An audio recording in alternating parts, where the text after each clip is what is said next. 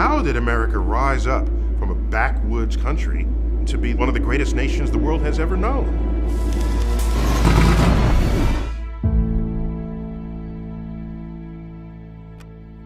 We pioneered industries. And all of this required the greatest innovations in science and technology in the world. And so science is a fundamental part of the country that we are. But in this, the 21st century, when it comes time to make decisions about science, it seems to me people have lost the ability to judge what is true and what is not. What is reliable, what is not reliable. What should you believe, what should you not believe? And when you have people who don't know much about science, standing in denial of it and rising to power, that is a recipe for the complete dismantling of our informed democracy. Let us demand that educators around America teach evolution not as fact, but as theory. An increasing number of parents showing skepticism about vaccinations. Voters have approved a ban on GMOs. Critics call climate change unproven science. That's not the country I remember growing up in. Not that we didn't have challenges. I'm old enough to remember the 60s and the 70s. We had a hot war and a cold war, civil rights movement, and all of this was going on. But I don't remember any time where people were standing in denial of what science was. One of the great things about science is that it is an entire exercise in finding what is true.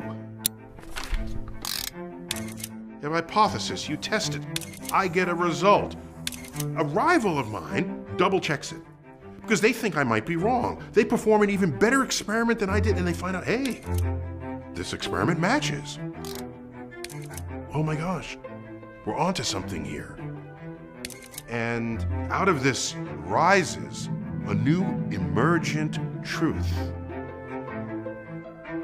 It does it better than anything else we have ever come up with as human beings.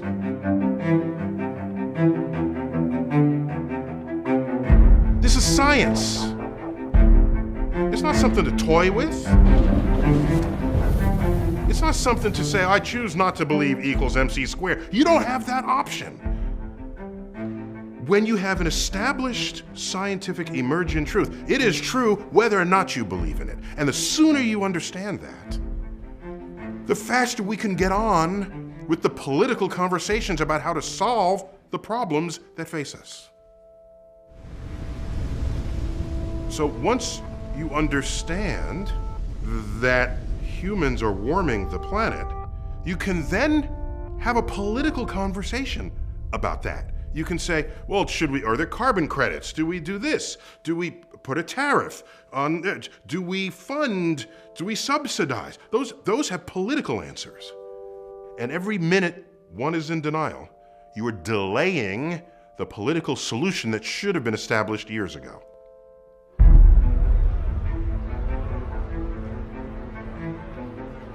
As a voter, as a citizen, scientific issues will come before you. And isn't it worth it to say, all right, let me at least become scientifically literate so that I can think about these issues and act intelligently upon them. Recognize what science is and allow it to be what it can and should be in the service of civilization. It's in our hands.